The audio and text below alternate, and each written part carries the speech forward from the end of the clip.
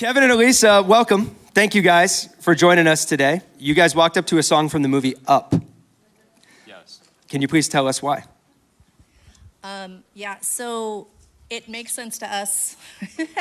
We're huge Disney people, and It's kind of an unhealthy. They were literally at Disney World when I texted them and asked them to do this. yes, if you know us well, Correct. you know that we're just always there.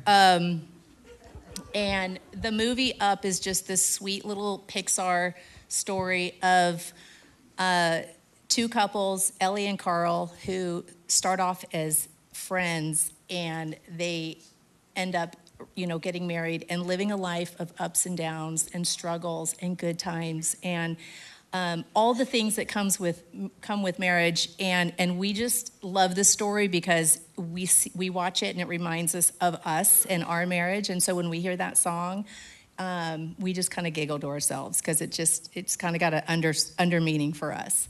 Yep. So. Any Up fans in here? Yay. Isn't the dog's name Doug in that movie? Doug, Yes. yes. And Kevin is the Kevin, bird. the bird. Can we put a request that you guys get a dog and name him Doug? And Doug, yeah. Okay, well, first off, tell us how you guys ended up married. How'd you meet, and how did you find yourselves married, and how long have you been married? Yeah, so. Start with that. You want me to? Go for it. Met in college, first year. Ended up becoming college sweethearts. Is that a saying? I know there's high school, college, whatever. College Yeah, sweethearts. absolutely. So we dated through college, 4 years, and we got married right after. So, yeah. And you've been married how long? Years. It'll be 29 29 years. years. 29 years. Yes. That deserves a round of applause, no doubt about it. Okay, so you met in college. Where were you? We were at a party. At a college party. Yes. College party, yes. And tell me a little I had a bit. thing for baseball players. Oh. Great baseball player in his day. Yep. Okay, so you guys met in college at a party, Yes. got married. Talk about kind of when you got married, some of maybe the early figuring out struggles that were going on, and eventually how you guys came to a place of saying, hey, we want this to be a marriage founded on God. Okay, I'll take that one. Yeah. So that wasn't our priority when we got married. I grew up in a house that was very religious. I believed in God, but I didn't know Jesus. And so church to me was kind of that, like, I felt like I had to go kind of a thing, or I wasn't good. And when I met him, I just felt like there's a seed planted here of God, and I wanted to introduce him to it because he didn't grow up with any kind of belief system. And so we very reluctantly just went to church together. And I didn't like it, he didn't like it, but I'm like, we need to be here. I'm sure nobody feels like that here right now. Someone clarify, it was the Catholic Church. We Yes. eventually moved on to a non-denominational Bible-based church, and Yeah. that was good. Fantastic. Different flavor for everybody. We love the Catholics That's right. too. That's right. But it was a seed planted, and it's what I feel like was the foundation of something that God knew eventually would grow into what we have today. And that is just Jesus being the center of our gravity, really.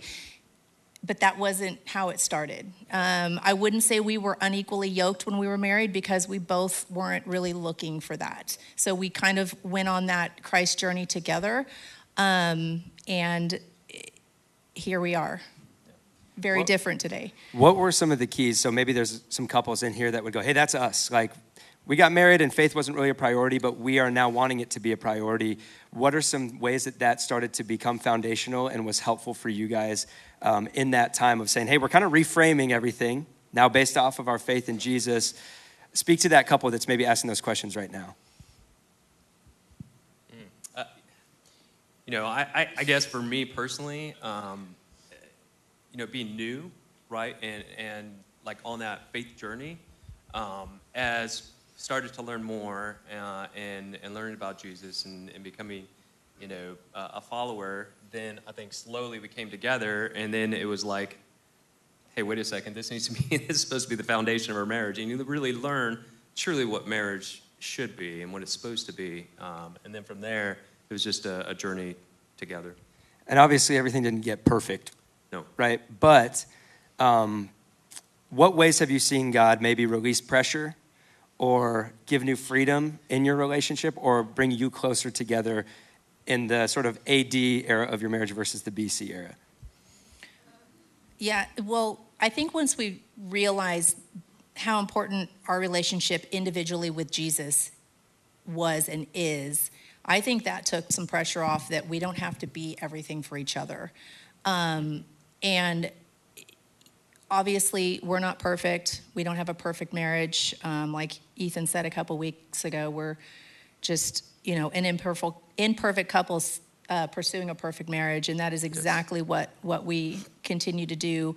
But once we started learning that Jesus needed to be the center and that our relationship with Christ was the foundation, and out of that we can then serve each other, then that's when we really saw the difference in just the way that we communicate, the way that we relate, the way that we discover each other's needs. And it was like, oh, I'm already complete. You're not what completes me. But that took some time to get to a place where we realized that God is first, Jesus is first, and that's our priority first before we can have a healthy relationship. Yeah, I mean, I think early on, and there's the challenge was we were looking for each other to fulfill all of our needs instead of God. And that was definitely a challenge because at the end of the day, we're human, we're imperfect, and like I can't be everything, to Alisa, and she can't be everything to me. So once we kind of figured that out, putting God first, it was like, oh, this is awesome. Pressure off. Pressure off.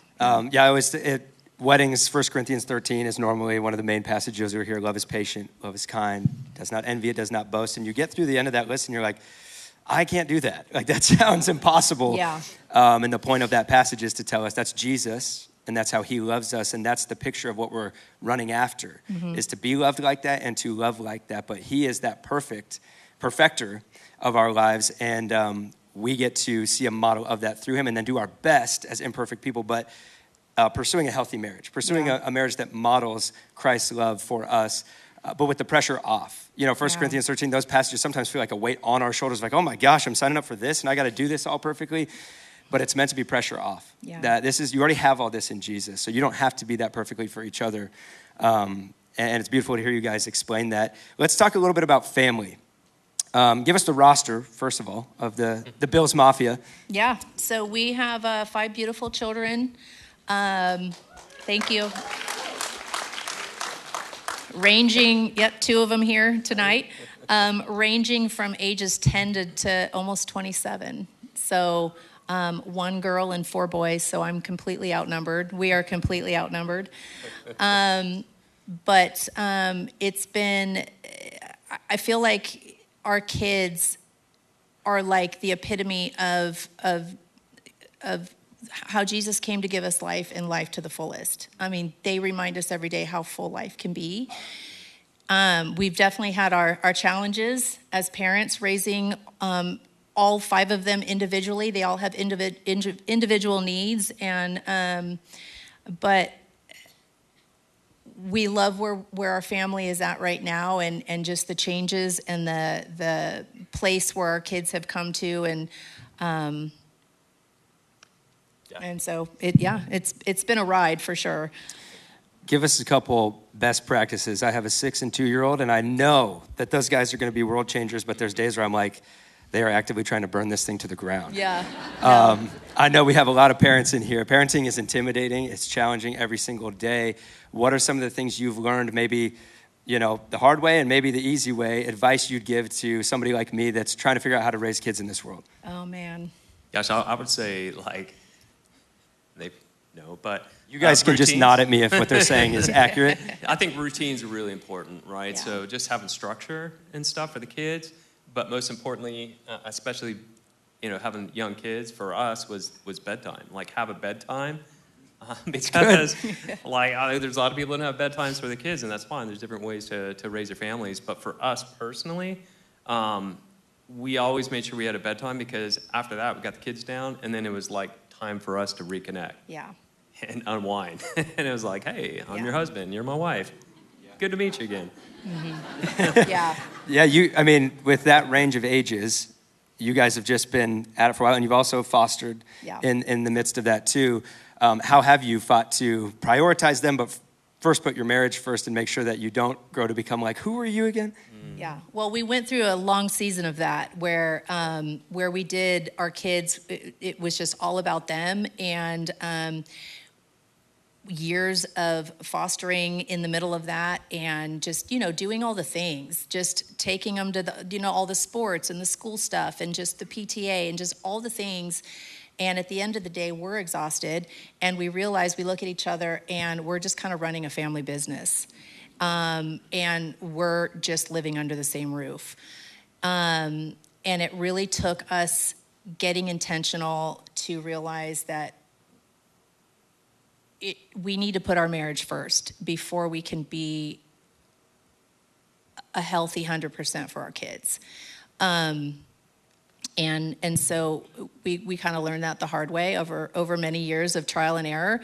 But I think our kids would tell you today that we do now know how to put ourselves first, and I think they appreciate us so much more for that, because we can show up better for them. Yeah, I think there's some people that'll say like, hey, sacrifice and put your kids first. And actually I heard an expert, it was just a couple weeks ago, and they're like, your job as a parent isn't to make your kids happy. You want your kids to be happy, but that's not necessarily your job, right?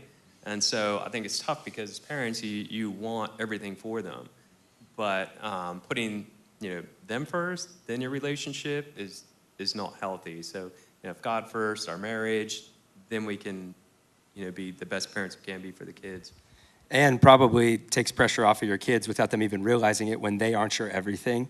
I think it's easy, and it is a temptation as a parent to just pour everything and think that like how this kid's doing today is reflective of me, and I need them to be in a perfect place. But that's actually putting weight on that kid's shoulders, because then they suddenly start to feel like I have to perform and I have to be in the right place. Otherwise, my parents won't be okay. Where you guys are, what you're saying is we learned how we could be okay for them and show up not dependent on how they're doing, knowing that they're variables in this house. That's how kids are. Mackenzie got baptized a couple weeks ago, and it was awesome and beautiful to watch, because I think we all envision that our testimony and then our kids' testimony is going to be, I went to church every Sunday, Saturday if I really loved God, and I just followed that path with Jesus, and I never struggled. And then you read like the prodigal son story, and you're like, these are my two options. Like, one kid goes and runs into the world, makes a mess, and the other kid just becomes uptight and self-righteous. Like, I don't want either of those kids. But the reality is we all have our struggles and journeys, and we have to go walk out into the world and figure some things out. And Mackenzie shared about her story of really kind of wandering for a while, and even with you guys, wandering away from your family for a bit, and the beauty of God redeeming that story. I know there's people in here who have a friend, a loved one, a child who maybe is in that time of kind of figuring their life out and figuring stuff out, and you have to watch them struggle in the midst of that. How did you persevere through that time? And can you speak some hope to people that maybe have someone in their life that they're praying for and knowing God is going to grab hold of, but it's not today, and it's really, really hard? Yeah, that was a time for us in our marriage that Kevin and I first discovered marital counseling. we had to figure out like how to navigate life without being in communication with our daughter, and respect her for the distance that she needed at that time. But one thing that came out of that for us that is just the running theme of our story today is surrender. We really didn't understand what surrender looked like until we went through that. Because when you have a child that goes through something hard, and you can't do anything about it, you can't fix it for them, you have to fully rely and trust God that they are His first before they're ours. And really just lay that at His feet. So surrender was a big practice for us during that time, because it's really all we had. And I'm telling you what, the power of a praying parent is something that we have seen fiercely in our house. And we still continue to pray for our kids. I mean, they're not, they're going through some things on their own that we're praying for redemption on. And we just know we've seen God come through so many times in our family that we just know it's going to be in his perfect timing that gets redeemed. No, I think for us, there was definitely a challenge. Once kids crossed over into, hey, they're 18, they're adults in the world, and then we looked at each other and we're like, wow, there's really nothing we can do now. Yeah. They moved out, they're on their own, and so that was really difficult for us to parent adult kids. And what does that look like when you see them, maybe in our eyes, maybe making mistakes or going down a path that we would think isn't a good one, right? And having to just rely on faith and there's a lot of parents, it's like the second that their kid's struggling, you just hear those helicopter sounds, right? They're just coming in, they're just going to try to control. Yeah. And you're talking about the opposite of that is surrender. How did God help you to not be helicopter parents to adult kids? Because generally that seems to be what actually pushes them farther away out of good intention of wanting to fix things and wanting to tell them, I know what you need to do here. That's hard for a young adult to hear, right? Because we need to go figure our lives out in that time and all that. What kept you guys from becoming helicopter parents and surrendering and having the strength to persevere in that time? I wouldn't say that we were ever helicopter parents, but during that time when our kids became adults and we started seeing them make decisions that we would probably not make for ourselves, and knowing just our past, and you never want your kids to go and make the same mistakes that we make. And so we found ourselves having to learn to just kind of shut up and let them fall and let them fail and let them learn from their mistakes. There's a great book that was recommended to us a while back called Leave the Doormat Out and Your Mouth Shut. And I feel like in that book, we really learned how to just, be that supportive figure for them, but also just like keep our interventions to ourselves. And there was one day, and I can't remember how many years ago it was, but our middle son had actually verbally told us, he's like, Mom, quit telling us like what we need to do, just stay out of it and let us do it. And that was the moment where I started to kind of grasp that concept of staying out of their business. But now I feel like we're pretty good at that. Like we can just kind of sit back and know that they're just going to do what they're going to do and make their decisions, but we trust that they're in a place where they'll learn from it. And clearly, by how you guys have operated, Mackenzie felt safe to come back to you guys. Yeah. And know that the doormat was out and there was nothing but open arms and love. On the hope side of things, through that struggle, talk about the beautiful time you're in now of building a relationship together and watching her flourish and grow in her relationship with God. What's this time been like with so many prayers now answered? Yeah, I mean, the awesome thing that came out of that too was as she was sort of like aligning herself with who she is, I also was over here kind of aligning myself with some things that I needed to deal with and be a better parent. And then together in our marriage, just seeking out counseling during that time, we were learning some, kind of diving deeper into some generational strongholds that we didn't even know we had. And how important that is to recognize those things so that we can recognize them in ourselves and know what we need to just get help from and turn around and kind of break that cycle. And so here we are on the other side of that. And I feel like I've come such a long way just in my healing journey. Mackenzie's come such a long way in her healing journey. And our relationship today is a full 180 than what it was prior to that. So, yeah. It's awesome.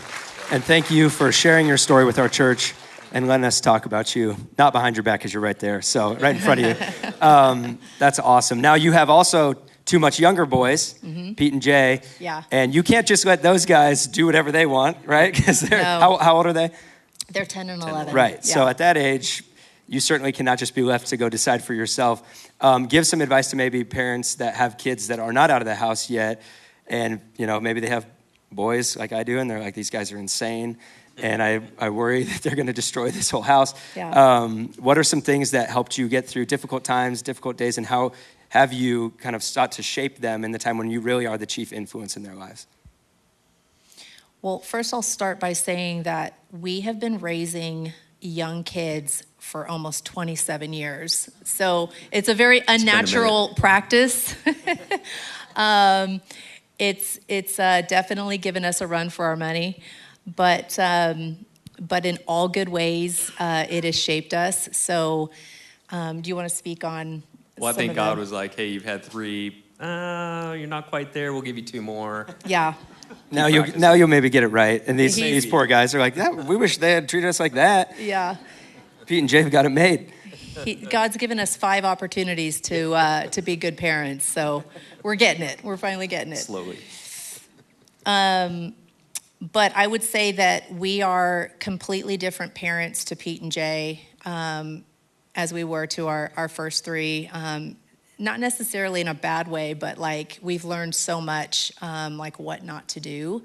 And so they're getting to see a different version of us today. All of our kids are, but Pete and Jay are being raised by a different version of Kevin and Alisa than our first 3 were. But you want to answer the question on best practice for? Yeah, I mean, I don't think it's any huge secret, but we try to put, God first in our household. Pray together, eat together. I mean, that's a big thing that, like, growing up with, we always, like, made that a huge point to eat together as a family, right? And just have that time together. That's busy. I mean, Well, I know that sounds obvious maybe to you guys, but I think many people are in homes or grew up in homes where you rarely saw everybody at the same table. And especially now with screens and distractions, it's going to be hard to get a group of people to all sit around a table and just have a conversation. So I actually think that's a very, very helpful, tangible thing for people to do. What are some of those things that, Lisa, you said we've learned some of the, we wouldn't do this the same way we did with our first 3. What are some of those things that you go, we adjusted that because we learned there was a better way to do that? Well, we don't sweat the small stuff anymore. And with that comes a lot of patience, which I didn't have. I don't feel like I had that raising our first 3. I was like, I feel like I was just a very anxious presence and just kind of white knuckling it through the day. But through a lot of just adjustment with my faith, I've learned that, God's got this. And I don't have to show up as an anxious presence for them, that even if the day is not going good, or we don't, we're late for school, or we don't have all of the things in order, like at the end of the day,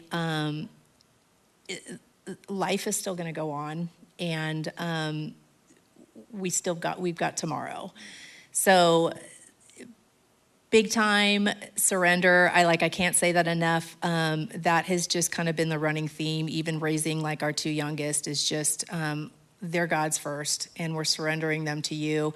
They've got their challenges. Our 11-year-old has some developmental challenges, and we don't feel like we're the type of people that are equipped to handle those kinds of special needs. But we are, and we're doing it. We're learning.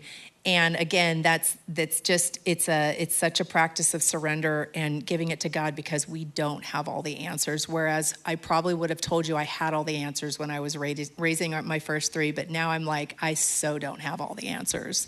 Humility, surrender, and relaxing a little bit. And trying to have joy through it all, Yeah, just trying to keep that perspective of being lighthearted and finding the humor in it.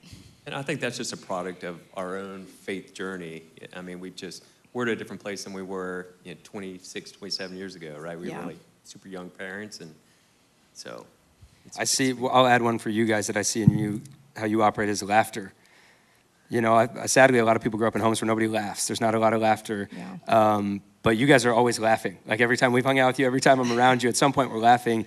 And that's actually such a healing and important part of a household. And it helps you to not sweat the small stuff. I had a day where me and my son were rushing to get ready in the morning and get out of the house. And I'm like checking the maps. And of course, 35 is terrible and Mopac's no better. And I'm like trying to like go off on the frontage road and do Mario Kart and make my way to get my son to kindergarten on time so I don't have to walk into the front of the school and have all the ladies at a school looking at me like, some kind of dad, huh? Can't even get your son to kindergarten on time. Right. And there was a day where I was so stressed out about that I realized when I got him there, I rushed him into the school. I was like, we made it, it's 800. I'm like looking at the ladies like, do you see it? It's 800. I got back in the car and I was like, we didn't even talk on the way to school. Yeah. Because I was so stressed out as if, does it matter if my son's a minute late to kindergarten in the end? No offense to teachers. Like I know that matters, but I'm like in the long run in his lifetime and our relationship. Yeah.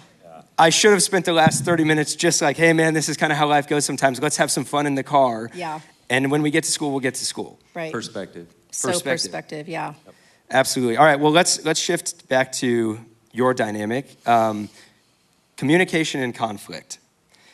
There's some, like Steph and I are the types that if we have conflict, we'll just shut down and we just stop talking to each other. And that, I told a story a few weeks ago about how that happened. But there's actually a need for confrontation and tough communication in a marriage. I think you guys, we were laughing the other day because you said you were in a fight at Disney when we were talking about this, which is also relieving for those of us maybe have been married less years to hear that like 29 years in, you still do fight and there still is conflict. Never get a fight. Perfection. What are some healthy practices you've learned to communicate when you need to say something and you know it's not going to be a fun conversation? Yeah. No. Thanks, babe. Oh gosh, so many things. So just learning, like in the moment, like when it gets heated or when that trigger happens or when we know it's going in that direction, like that's when we tackle it head on. We've gotten better about not letting it go on too long or go too far because then it lingers. And I used to tell him when something would bother me or I was upset about something, I used to expect for him to have a crystal ball and just know what my feelings are and know how to comfort me and know what to say in the right moment. And he never could because he doesn't have a crystal ball. And it was learning over the years, just him telling me, I don't know, you need to communicate with me how you're feeling. Because I'm a different animal. I don't know how you're feeling. And so now we tackle that in the moment. And we literally, like Ethan said, I would say it was an argument at our resort 2 days in at Disney World, sitting outside on our porch, and we had our 3 boys inside that had no idea we were out there talking about something heavy. And I just was like, we're gonna fix this now and talk about this now because I'm not gonna let this ruin our trip. And we did, and we headed on right there, and it, found the solution, and then it was fine. But really just knowing that, listen, marriage is a team sport. And we're at the end of every argument, at the end of every day, we have to remind ourselves that we're for each other. And we're not enemies. We're not trying to be enemies. We are for each other, and we're doing this together. And we have to remind ourselves that we got to come together back as a team and be united. And I think just constantly communicating each other's needs, right? And not assuming that somebody should know how you're feeling. Like, communicate it. Let's talk about it. And usually, like, I wouldn't even call it a fight. Usually, it's like, hey, something's on my mind. Like, let's talk about this. And we try to do our part to, like, handle it right then and there. I would tell you over the years, there's been a couple of times where it's, maybe a little bit heated, and we'll go to bed. And it's like, hey, we'll talk about this, and let's let things cool off, and let's sleep through it, and then wake up and handle it the next day. And usually it's like, okay, wait a second. Once things, de-escalated, now let's, like, really come back on that. Was it important? Was it not? Like, okay. But I think also, too, we've learned over the years that, like, there are some things that, like, we don't have to agree upon, right? There's just certain things, maybe I have an opinion, and my job's not to force Lisa or sell her on the fact that she's wrong and I'm right. Like, we can agree to disagree on certain things, and we're fine. So, That's good. Yeah, you don't have to agree on everything. That's also good advice for people, I think, in dating, because there's this kind of myth that you're going to find somebody who perfectly lines up with you and you're going to agree on all the same stuff. And obviously, we're talking about building a God-centered marriage, and you want to have an agreement on your faith there to found a marriage off of that. But there's going to be a whole bunch of conversations and things that you may not agree on, and that actually might make you better, because you're stretched to understand someone else's perspective and not always expect that they're going to align perfectly with you. So that's really, really good. I also heard you say, don't assume. And I think that's really good advice, because often we're frustrated with another person because of expectations that we haven't even verbalized. Yeah. And we expect like they should know how we're feeling because we're mad about this, when they have it's like a guessing game, and I feel like a lot of relationship issues would be so quickly solved if it was just clarity of that communication. So that's great. Yeah. Okay, rapid fire. Couple questions of just some practical advice. We have a singles conference coming up. Yeah. You guys, here we go, singles.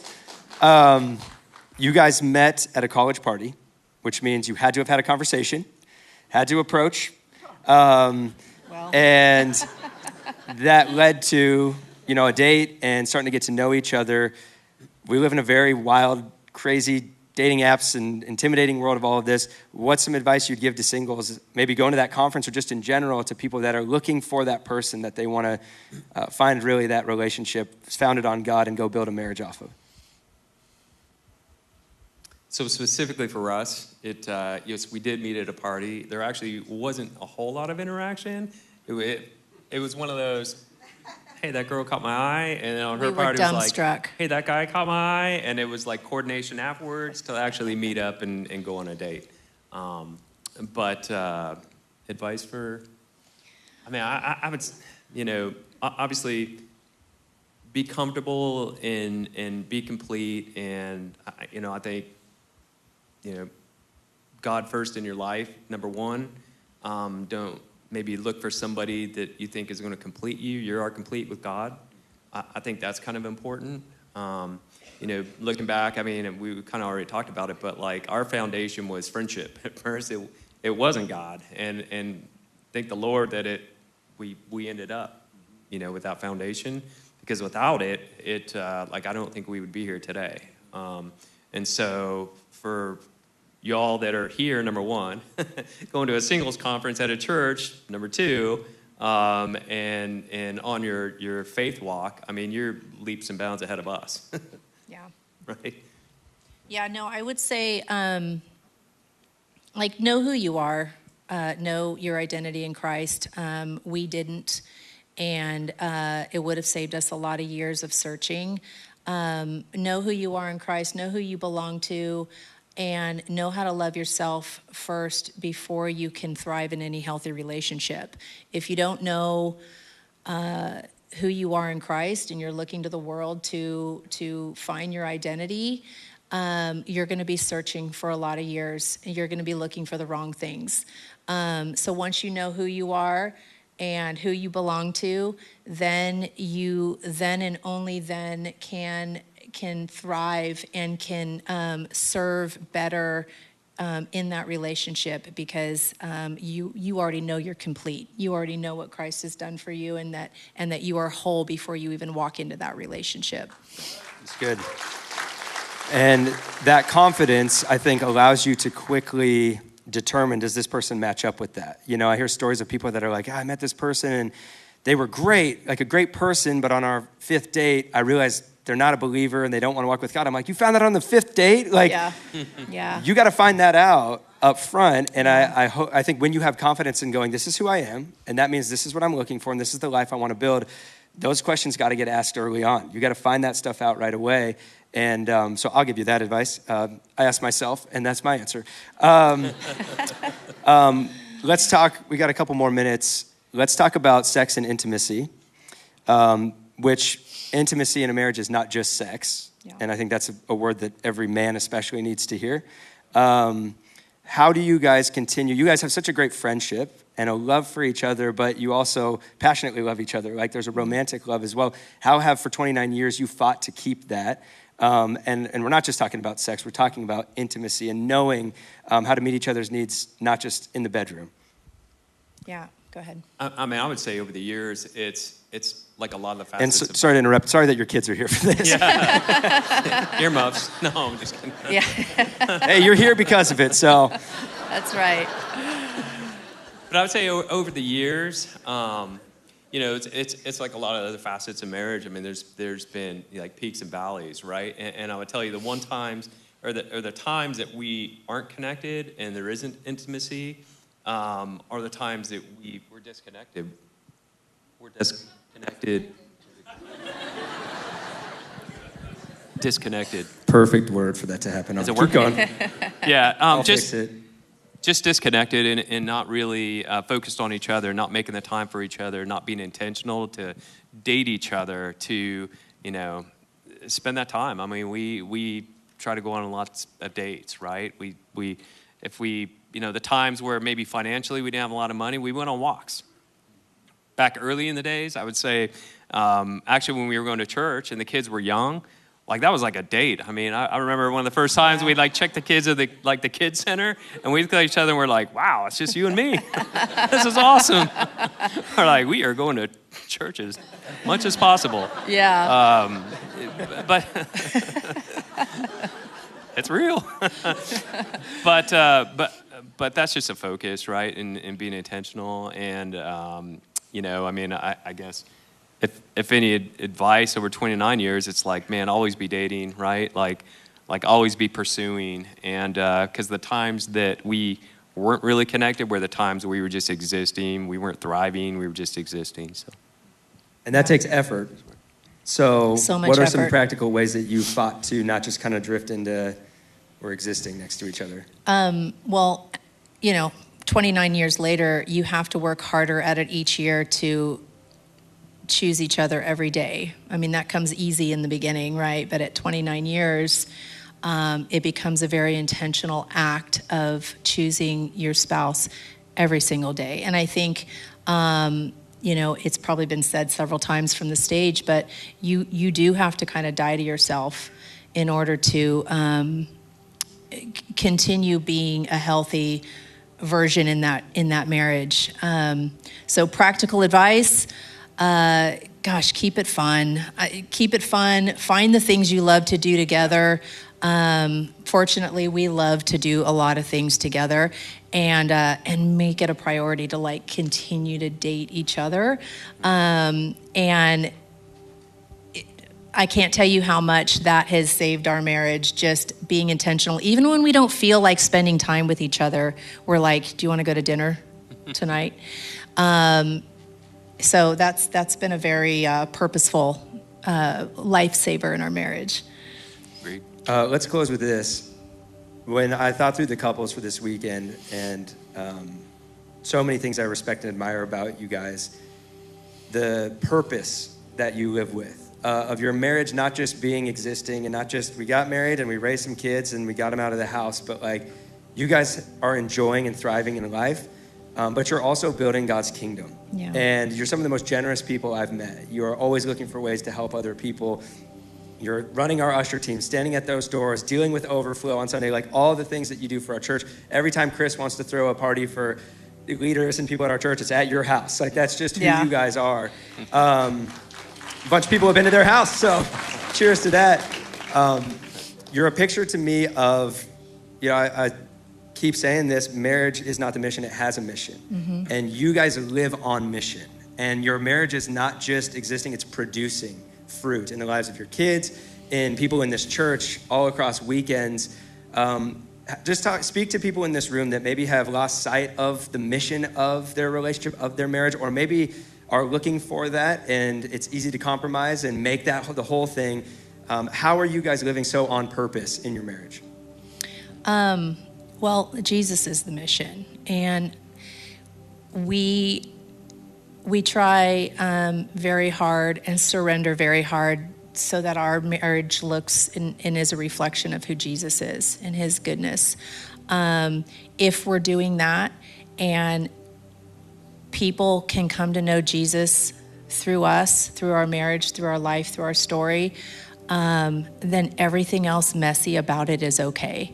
And so our mission, and I think our vision, is just to continue to just make God the center of our gravity and be a reflection of that and who he is. And we continue to be imperfect with that, but that's okay. And I would hope that those of you that know us well, that's a picture that you see, because that is our mission. And that is, we continue to want to just serve through that and build God's kingdom and be a part of that. I mean, we get to be a part of this. And that's something that I think has served us well in our marriage, is just being able to give back and give our time and our lives. So if that's helped anybody in here, then we've done something right. Yeah, well said. The only thing I would add or just echo, is that continuing to strive, like we're, hey, next year, how can it be better than this year, right? And really have that vision versus like, okay, this is it.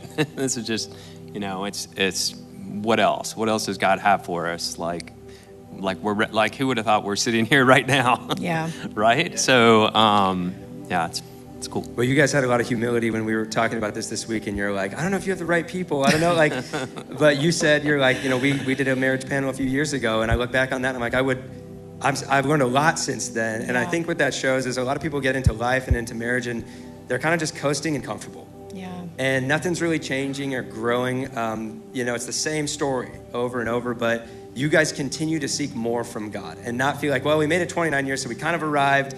We got enough figured out. Let's coast from here, but you keep grabbing for more from him. Yeah. And I admire that so much about you guys. You make a lot of uncomfortable decisions for God, and to foster.